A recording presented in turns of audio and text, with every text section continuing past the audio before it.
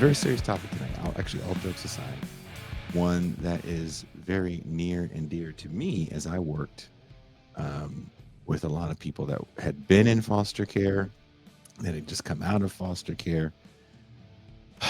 And the book, there is, wherever you're watching or listening to this show, there is a link in the description to get your own copy of the book, Wards of the State. Recently, I was a guest on the Unaligned podcast to discuss an essay I wrote for the Unaligned Substack about a milieu of callousness that I believe has deceptively embraced us.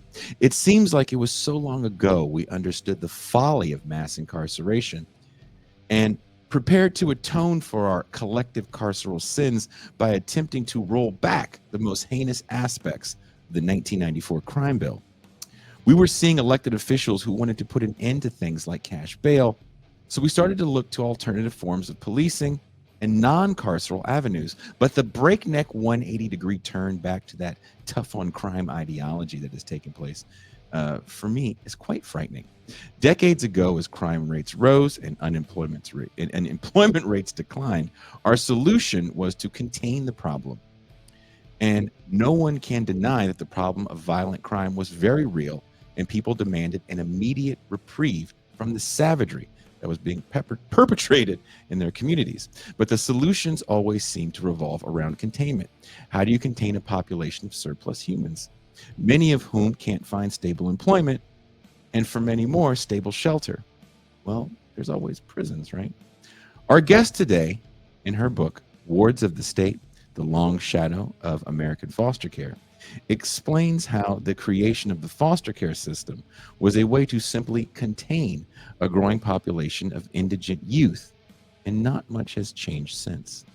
The book is a menagerie of harrowing tales of abandoned youth, often escaping parental abuse to be subjected to more abuse from adoptive families or foster families.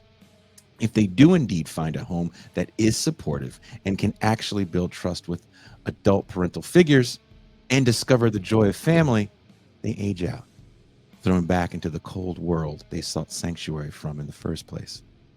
While the individual tales in the book are moving and weave a complex tapestry of adolescent abuse and isolation, our guest's ability to humanize each subject is important because young people who have had to endure these brutal environments often commit extremely violent offenses.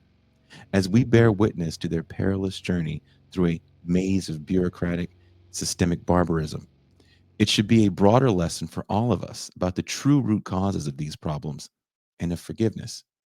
It's easy to be moved by individual tales of woe, but we must understand these kids are all part of a large portrait of societal failure.